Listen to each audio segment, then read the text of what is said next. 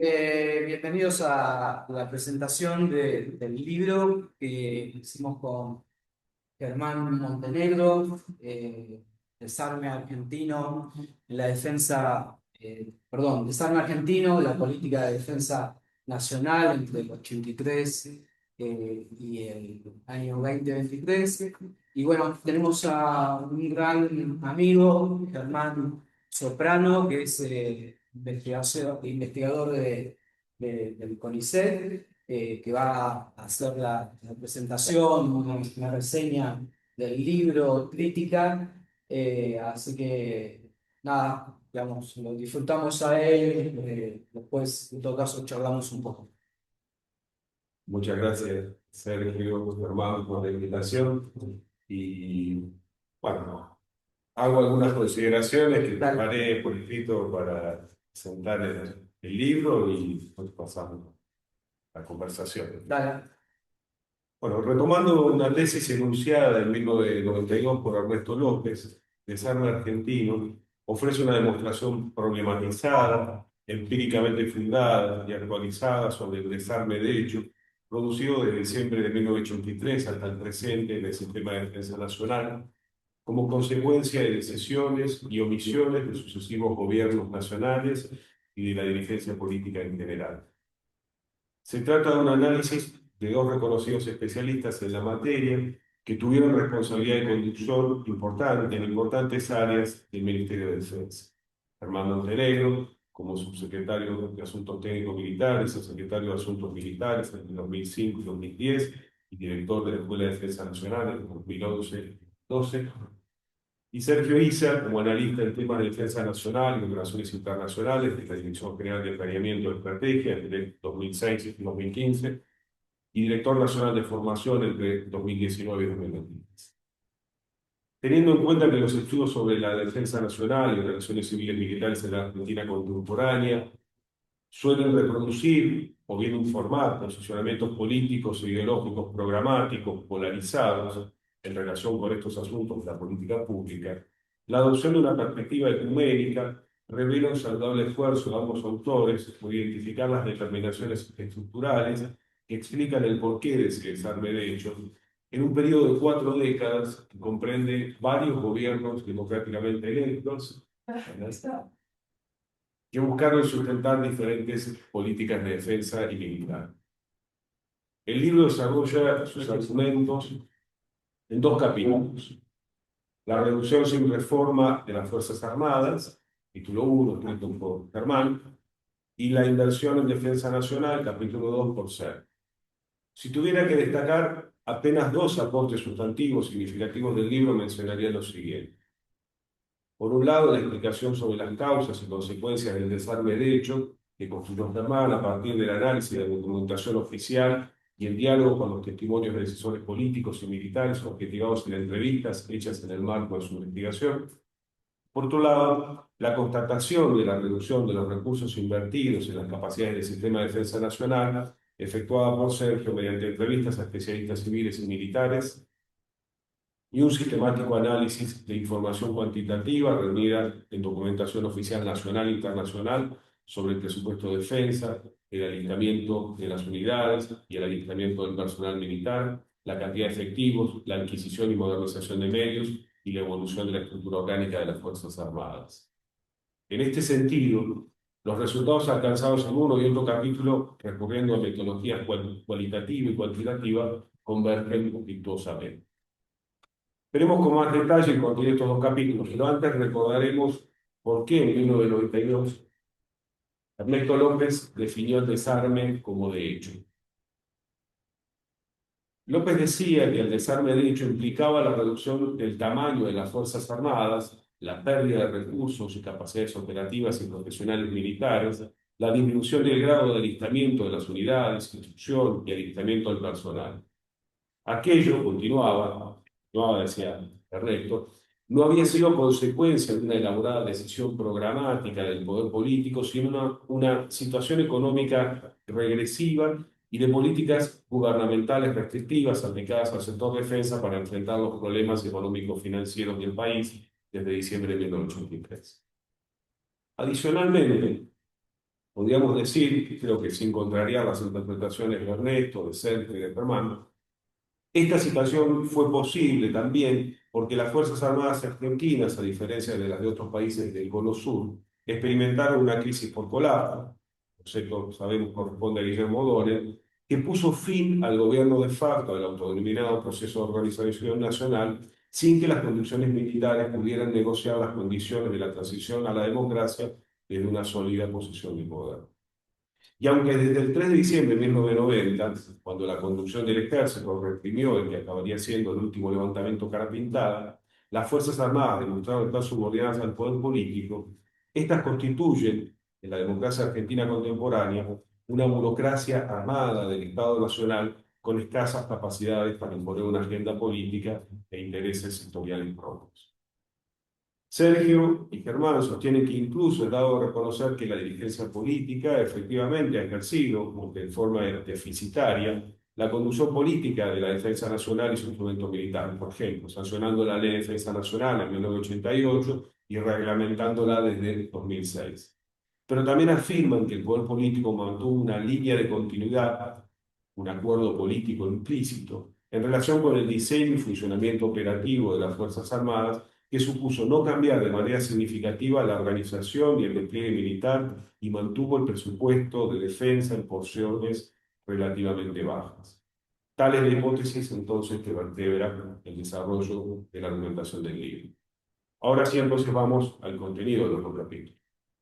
Capítulo 1, la reducción sin reforma de las Fuerzas Armadas, de Germán, se abre con un análisis del rol tutelar de la política. En la política, los golpes de Estado y el ejercicio del poder en gobiernos de facto por parte de las Fuerzas Armadas en los de 1955 y 1983 y su correlato en un sistema de defensa nacional fundado en hipótesis de conflicto convencional con las Fuerzas Armadas de otros países, especialmente Chile y Brasil, e hipótesis de conflicto interno en el marco de la Guerra Fría. La crisis por colapso, un último gobierno dictatorial, implicó una desarticulación repentina y rápida de las condiciones políticas, económicas y estratégicas que sustentaron aquel sistema de defensa, con el consecuente hundimiento del modelo tradicional, dice Germán, de organización y funcionamiento de las Fuerzas Armadas. Esta situación generó condiciones favorables para la definición por parte del poder político en democracia de una nueva concepción de la defensa nacional, aquella definida en el plexo normativo de la Ley de Defensa Nacional de 1988, Seguridad Interior de 1991, Reforma de las Fuerzas Armadas de 1998 e Inteligencia Nacional de 2001. Los cambios provocados por la consagración de la hegemonía de los Estados Unidos en el escenario internacional de la inmediata posguerra fría y el afianzamiento de las relaciones de confianza mutua y cooperación entre los países del Cono Sur bajo regímenes democráticos tuvieron su correlato en iniciativas de reforma del sistema de defensa nacional, muchas de las cuales no pasaron de su definición en el papel. Poco después del escenario internacional de unipolaridad excepcional norteamericana dio paso en el siglo XXI a un escenario multipolar y a la incorporación de Sudamérica en la disputa global entre Estados Unidos y China. Nuevas iniciativas de reforma se plantearon en ese periodo sin que encontraran el necesario respaldo político que permitiera completar su implementación. Germán describe y analiza esas iniciativas impulsadas desde la década de 1990 hasta la década de 2020, deteniéndose en las singularidades que asumieron el Ejército, la Armada y la Fuerza Aérea, y constatando que en ese cambiante escenario doméstico internacional se registraban marcadas continuidades. La persistencia del diseño orgánico y funcional y el despliegue tradicional de las Fuerzas Armadas argentinas y el declive de las capacidades militares efectivas del sistema de defensa nacional. Por tanto, nos dice, y leo textualmente, en líneas generales, dice Germán, tal como se registran las entrevistas, en los registros de las mismas fuerzas y en la documentación presupuestaria disponible, y en especial desde mediados de los años 1990 en adelante, las organizaciones militares sufrieron reducciones sustantivas generales en materia de cantidad de equipamiento, disponibilidad técnica y mecánica del material, provisión de insumos para el funcionamiento y el completamiento del personal de las unidades operacionales. La posibilidad de desarrollar actividades de adiestramiento y preparación, así como su calidad, se redujeron de manera notable. A la vez, en el plano formal, se mantuvieron numerosas unidades que apenas revestían el carácter de operacionales, o directamente no las poseían, al menos en términos de su funcionalidad netamente militar. Y ahí cierra la cita. Continúo. Revertir esta situación crítica es una cuestión política, sabemos, de difícil resolución. En un contexto regional sudamericano de relativa paz y de baja conflictividad militar estatal, la dirigencia política y la sociedad argentina no identifican amenazas inminentes en las que empeñaban las Fuerzas Armadas. Eventualmente se echa mano de ellas para el cumplimiento de misiones subsidiarias, como el apoyo a la comunidad o a la seguridad interior, pero otorgar prioridad política y, en consecuencia, al gasto en el fortalecimiento de las capacidades materiales y humanas destinadas al cumplimiento de la misión principal de la defensa nacional, esto es, para emplear en forma disuasiva o efectiva a las Fuerzas Armadas contra agresiones de origen externo, resulta, dice Germán, poco atractivo e incluso pianta votos en la discusión política de la Argentina. Pienso entonces que de mantenerse este estado de situación en la opinión pública y de subsistir la aceptación de la dirigencia política de conceder a la opinión pública, una actitud que tiene sentido en democracia, porque en definitiva hay que ganar elecciones, pero también en esto se puede reprochar una actitud pasiva a la dirigencia política por no afrontar las consecuencias de una decisión de Estado. Me temo, el problema parece insoluble. Vayamos ahora al capítulo 2, la inversión en defensa nacional, escrito por Ser. Las cuestiones que busca demostrar este capítulo son dos. Por un lado, determinar la relevancia de la política de defensa en la agenda de los gobiernos nacionales a partir de un estudio de planes y presupuestos de defensa. Por otro lado, reconocer y analizar indicadores que permitan constatar la existencia del desarme de hecho de las Fuerzas Armadas. La primera cuestión debe ser comprendida desde dos premisas que constituyen las dos caras de una moneda. Los planes de reforma del sistema de defensa y los planes de capacidades militares deben contar con una adecuada asignación presupuestaria que permita completarlos. A su vez, la distribución del presupuesto debe orientarse conforme planes detallados. Sin embargo, y contrariando estas premisas, Sergio nos dice que en los hechos, cito textualmente, la desconexión entre cada una de estas facetas ha sido uno de los problemas de la política de defensa en Argentina, la improvisación y los planes sin presupuesto. Sergio sostiene que el ajuste presupuestario sin planificación en defensa se produjo en la presidencia de Raúl Alfonsín, 1983-1989, mediante una disminución de su participación presupuestaria del 3,8% al 1,9% del PBI, en las dos presidencias de Menem, descendiendo hasta el 1,22% del PBI, y desde entonces estabilizándose en alrededor de un 1% del PBI, y en algunos años incluso por debajo de ese porcentaje durante las presidencias de la Rúa, Eduardo Duhalde, Néstor Kirchner, Cristina Fernández de Kirchner, Mauricio Macri, Alberto Fernández, conforme lo demuestra Sergio en el gráfico 4 del libro. La constatación de la disminución de las partidas presupuestarias destinadas a defensa por sí solas no alcanzan para explicar la pérdida de capacidades militares efectivas del sistema de defensa nacional. Por ello, el análisis de la estructura o composición del gasto demuestra que éste se ha concentrado fundamentalmente en erogaciones en salarios y haberes de retiro y que existe una distorsión en la pirámide del personal militar debido al sobredimensionamiento relativo de la cantidad de oficiales y suboficiales correspondientes a las jerarquías superiores. Esta tendencia a la evolución del presupuesto de defensa y las características de su composición en el largo plazo ofrecen evidencias empíricas del desarme de hecho. Pero esa tendencia general no es completamente uniforme, porque Sergio reconoce 5 etapas que tenían correspondencias con diferentes concepciones del control civil y la conducción política de la defensa expresadas por distintas gestiones del Ministerio de Defensa. La primera, ajuste para lograr, que denominan ajuste para lograr el control civil de las Fuerzas Armadas entre 1983 y 1989. La segunda, ajuste con delegación de las decisiones o sin interés en la defensa entre 1990 y 2001.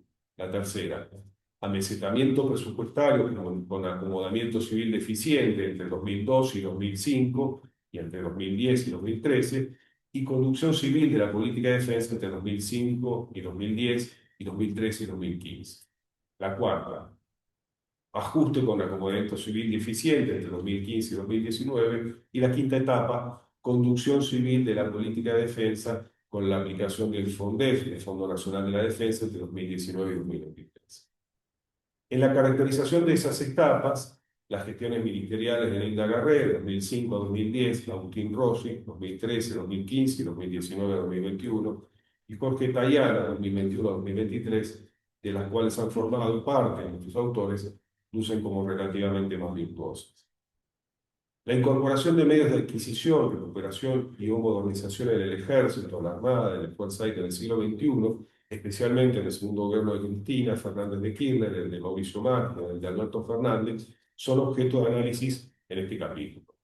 Sin embargo, esas incorporaciones no alcanzaron para revertir el declive de las capacidades militares efectivas del sistema de defensa nacional. Y ello por diversos motivos.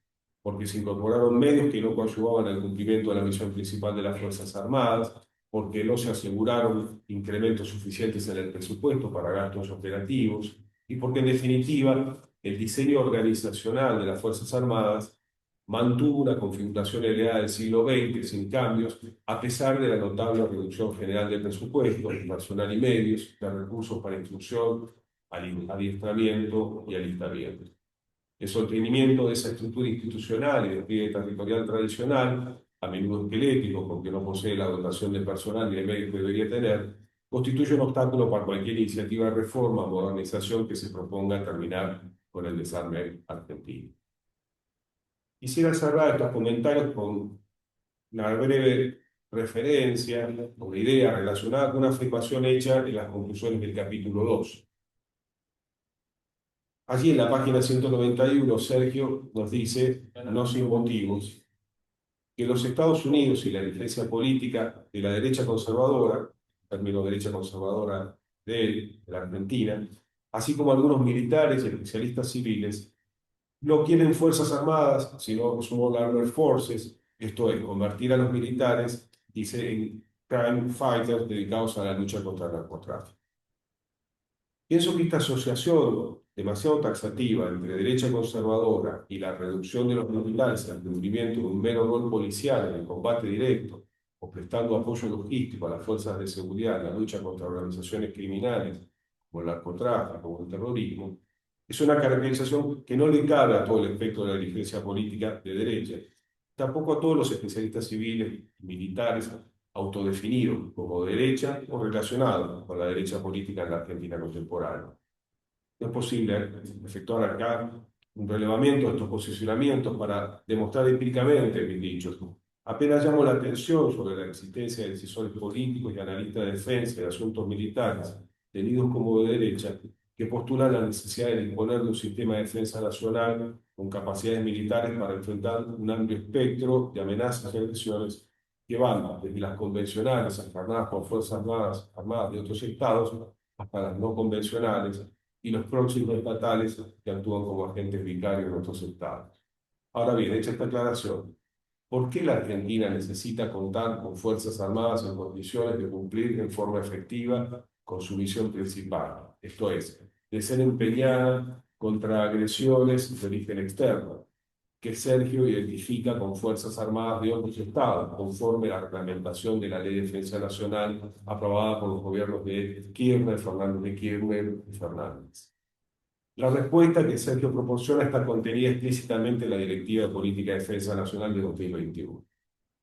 Porque la Argentina mantiene un conflicto territorial abierto con Gran Bretaña por la soberanía de las Islas Malvinas e Islas del Atlántico Sur y sus espacios marítimos circundantes, y porque esa ocupación británica ilegal limita las posibilidades de proyección argentina en el continente antártico.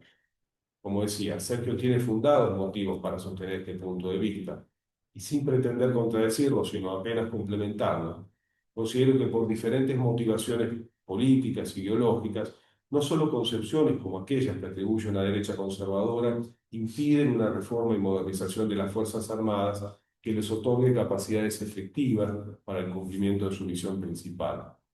También obra en este sentido el progresismo argentino, otra categoría política heterogénea, que sigue concibiendo a los militares como una corporación amenazante para la democracia y, en consecuencia, no están dispuestos a empoderarlos.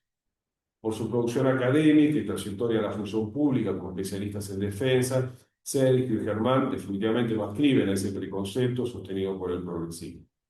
Por eso mismo pienso que no es posible soslayar la gravitación que ha tenido y tiene esa percepción de los militares como un sujeto amenazante en los gobiernos progresistas, en sus dirigencias políticas y en sus apoyos políticos en un sector de la ciudadanía. Un país de la extensión, riqueza y densidad poblacional como la Argentina no puede carecer, como reza el artículo segundo de la Ley de Defensa Nacional, de un sistema de defensa nacional que integre y coordine todas las fuerzas de la nación para la solución de conflictos que requieran en forma disuasiva o efectiva el empleo de las Fuerzas Armadas para enfrentar agresiones de origen externo con la finalidad de garantizar de modo permanente la soberanía y la independencia de la nación, su integridad territorial y capacidad de autodeterminación, proteger la vida y la libertad de sus habitantes. Muchas gracias.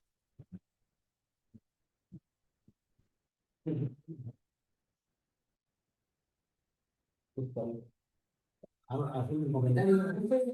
¿Sí? No, bueno, en el fondo, Germán, te agradezco mucho porque es muy bueno, muy preciso, detallado y conceptual. Este comentario que vos es, no es un comentario, es un artículo. Ya. Mirá, dos cuestiones que yo quería señalar respecto a esto y al libro en sí, que lo estoy con Sergio, lo venimos, en los últimos días estuvimos mirando un poco en las redes sociales, él más que yo, Más joven. le gusta batallar en las redes sociales, no sé si más joven, no, más joven, pero le gusta pelearse, batallar, yo lo digo en las redes sociales, perdón, no lo doy importancia, pero él sí. Y ahí hay un cuestionamiento que nos hacen por haber sido funcionarios, gobiernos, varios gobiernos peronistas, o sea, varios gobiernos que están incluidos en este periodo histórico, del 83 al 2023, señalando que, bueno, el desarme ocurrió durante nuestras propias gestiones de las cuales nosotros formamos parte, y por lo tanto seríamos hipócrita, ¿no? ¿Cuál fue la otra? Contradictorio. Y contradictoria, hipócrita, imbécil, palabras que se usan mucho ahora. Yo ahí quiero señalar una cuestión. Punto uno, nosotros somos investigadores sociales. Investigadores sociales, la investigación social es esencialmente reflexiva y crítica. Estudia problemas. Entonces, bueno, cuando uno trabaja estas cuestiones, hace consideraciones críticas, negativas a veces, otras no tanto, digo, relacionadas a las políticas que se desarrollaron. La adscripción o no a un gobierno, desde ese punto de vista, para nosotros no corresponde. Y yo creo que la política, además, fuimos los dos funcionarios políticos y los dos reconocemos la política como un instrumento de cambio de la realidad social, no somos refractarios, al revés. Demanda y requiere también una visión crítica, porque no podemos vivir en una política, en un campo político en donde nosotros no critiquemos y reflexionar sobre las gestiones de las cuales formamos parte, observando lo negativo en función de eventualmente corregir o recomendar o analizar estas cuestiones, porque si no estaríamos en un régimen estalinista en donde no se puede hablar, entre comillas, mal, cuestionando las políticas que seguimos en el propio gobierno, ¿no? Digo, el primer comentario que quiero hacer, ¿no? El título de Ser Argentino se nos ocurrió a nosotros porque en realidad cuando uno ve el largo periodo histórico, ¿qué es lo que ocurrió? La hipótesis de Néstor López está materializada, ¿no? Si uno observa los números, los tamaños, las dimensiones, la capacidad operativa, fue lo que ocurrió. Y solo para terminar ahora, y la palabra a Sergio, el libro yo lo transmito en mi capítulo, pero creo que vale la pena señalarlo ahora, todo este proceso, todo este periodo de decadencia, la reducción, como dice Ernesto, ¿no? Digo, hoy creo que tiene que ser de alguna manera puesto de manifiesto, revisado, repensado, básicamente, no solamente por esto, ¿no? Pero en buena medida, básicamente porque el horizonte internacional, estratégico, en el cual está inserta la República Argentina y Sudamérica en su conjunto, es sin duda más conflictivo que hace unos años. Es conflictivo. Hay disputas, hay competencias, están metidas las grandes potencias disputándose recursos, presencia, nudos logísticos, rutas, como antes no, o por lo menos antes no tan visiblemente. Hoy lo están haciendo en forma muy visible, ¿no? Entonces, que un país como el nuestro, el tamaño que tiene, esté ocupando un área geográfica que les propia y además el área geográfica está inmediatamente ubicada en los alrededores de esta región, somos parte de Sudamérica, no tengo una mínima capacidad militar o operativa que le permita por lo menos saber lo que está pasando en estos términos y pensar algún tipo de intervención. No estoy hablando de ir a la guerra, estoy hablando de un Estado que tiene una capacidad militar para operar en estos territorios que están en disputa fundamentalmente de grandes potencias, porque potencias de alcance regional. Porque también lo que se observa en este periodo es que ya desde los 90 para acá, digo, nuestros estados, los estados sudamericanos, no tienen hasta ahora, no han retomado las viejas hipótesis de conflicto. El conflicto viene más traído por las grandes potencias que están operando acá. Eventualmente, digo, algún país sudamericano podrá operar como mandatario de esas potencias. Pero hoy no se encuentra en el horizonte inmediato la posibilidad de una guerra convencional contra un país vecino, como si ocurría 50 años en el 60, 80, en el siglo anterior, todo el siglo XX. Gran parte del siglo XX fue así. Pero sí tenemos conflictos fuertes y una expectativa de disputa entre grandes potencias en nuestros territorios. Y eso creo que es un elemento que hay que contemplar para repensar esto. Si no, estamos entrando en un escenario conflictivo totalmente desarmados. Bueno, Sergio. Bueno, yo justo tenía pensado empezar por el mismo lugar que tenías vos. Se ve que a los dos nos llamó la, ahora puedo hablar en plural, lo iba a decirlo en singular. La atención de esta crítica es, bueno, pues, fuiste parte de la gestión, cómo te estás haciendo, sos hipócrita. Y en realidad, digamos, nosotros fuimos parte de la gestión, nadie lo niega, ninguno de los dos lo negamos, pero también, digamos, hemos dedicado durante un montón de años a producir artículos, Germán, libros, capítulos sobre la problemática de la defensa nacional en Argentina. Y este tema del desarme argentino es una cuestión, digamos, que está en los números y que se ve en las capacidades y que es innegable. Habíamos pensado algún otro título más catastrófico, pero no queríamos asustarnos nosotros. eh, pero, digamos, si uno es coherente intelectualmente, hay que reconocer esa situación.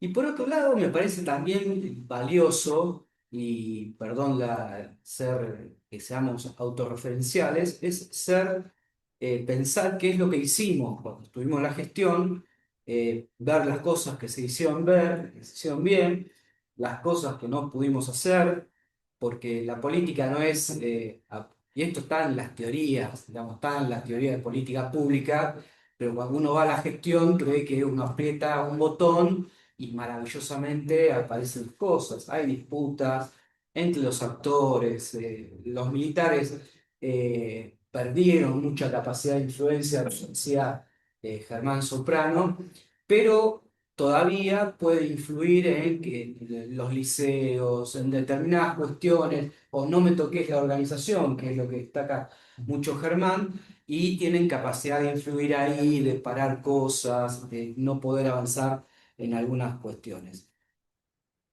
Y lo otro, digamos digamos, la segunda cuestión que quería plantear es el tema del Atlántico Sur. Digamos, ahí Germán Soprano lo traía, el tema del conflicto abierto que tenemos en las Islas Malvinas. Nadie está pensando en ir a una guerra. Cada vez que hablamos de Malvinas desde el Ministerio de Defensa, cuando se distribuyó la última DPDN, Cancillería se ponía muy nerviosa porque dice, bueno, pues quieren desembarcar en las islas de nuevo, o algunos colegas que llaman neogantiristas.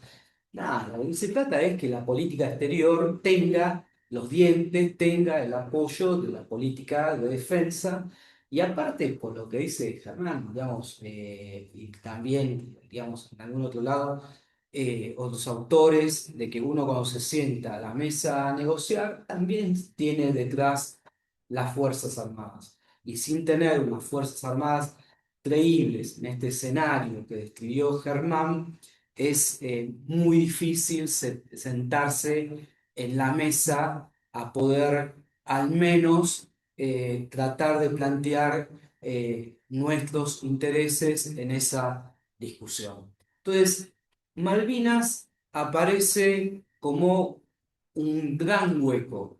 Y hace poco, digamos, yo la tengo presente a las islas, los espacios marítimos, pero hace poco leí un artículo de un marino retirado que ponía en números cuánto representa esa superficie, ¿no?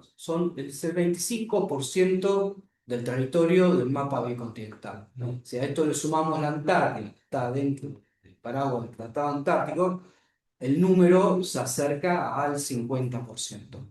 Entonces, lo que he notado es que dentro de las Fuerzas Armadas, un sector importante de Fuerzas Armadas, dentro del campo progresista, nacional y popular, no, esto no se percibe, no se tiene dimensión de lo que representa Malvinas. Malvinas no son solamente las islas, es la capacidad de maniobra en el Atlántico Sur, donde tenemos tres canales bioceánicos, en realidad el pasaje Drake, el canal de Beagle y el estrecho de Magallanes, y después está la Antártida.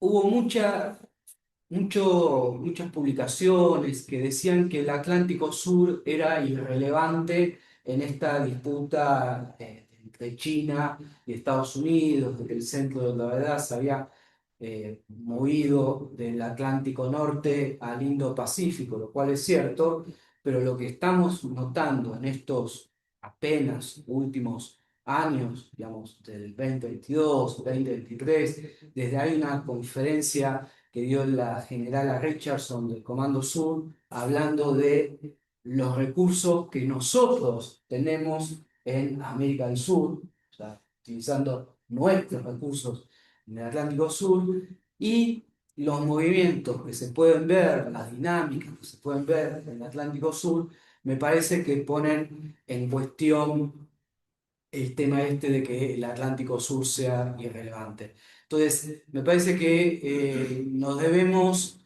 esto que intentamos hacer, el trabajo de autocrítica, de cuando estuvimos en la gestión, digamos, desde un espacio al que pertenecemos, y también un trabajo de docencia en algún momento también lo decía, de que Malvinas no es solamente algo que pasó en el pasado, que no es historia, y que tampoco es bronce, que no es solamente hablar de los veteranos, sino que implica, yo hablo de geopolitizar Malvinas, más que malvinizar o remalvinizar, sino de geopolitizar, de poner Malvinas en el foco del análisis geopolítico del Atlántico Sur. Bueno, no sé si vos querés... Sí, yo si me permiten sí, decir algo, porque una de las cosas que a mí me parece que está bien lograda, me parece muy importante enfatizarlo, bien logrado en el libro, este ejercicio de revisión crítica de la propia experiencia y la propia perspectiva. Que ustedes explicitan que han sido parte de gestiones del ministerio, que tienen esos compromisos institucionales, pero la hipótesis que ustedes toman para vertebrar el libro, recuperando a aquellos trabajos clásicos de Ernesto López, en sí misma es una expresión de la autocrítica, porque por eso yo decía que la interpretación que ustedes construyen es ecuménica. Es una interpretación general que atraviesa 4 décadas de historias y que tanto en el capítulo de Germán como en el capítulo de Sergio eh, encuentran las explicaciones estructurales de por qué ese desarme es una constante en la historia de la democracia contemporánea argentina. Y no son deshonestos tampoco cuando, por ejemplo, yo decía en el capítulo de Sergio, el capítulo 2 bueno, por cierto, hay una ponderación del modo en que se ejerció la conducción política de la defensa en 3 gestiones, en la de Garré, en la de Rossi y en la de Tariana. Y en términos de cómo vos definís la conducción política, bueno, tiene su lógica. Y eso es honesto también, plantearlo. Y nadie les puede quitar la posibilidad de expresarlo en el libro. Después podemos discutir qué tan virtuoso o menos virtuoso, pero nadie les puede quitar la honestidad de decir eso y dar los argumentos de por qué, porque dan los elementos del por qué efectivamente hay un valor agregado en esas gestiones desde el punto de vista como vos lo señalas. Entonces, yo quiero enfatizarlo eso porque no me parecen justas las críticas, yo no las vi, pero en esos términos no me parece justo porque efectivamente es un libro inteligente, ecuménico y honesto, es decir, mostrando cuál es su punto de vista y cuáles han sido sus compromisos y cómo han realizado esa propia experiencia institucional. Entonces, para mí, perdón que haya vuelto sobre eso, pero me parecía que quería ser enfático al señalarlo a partir del comentario. Bueno, yo quiero insistir en que bueno, es un libro muy bien documentado, muy honesto en su análisis, que reúne reflexión y reflexión no solo sobre la literatura académica, sobre la documentación, sobre las entrevistas, sino sobre la propia experiencia. Y por eso insisto en que es un libro inteligente y honesto. Entonces, esas críticas que recibieron, pues sí, me parece que hay críticas, que hay cabezas, hay gente que no recibe argumentos. No.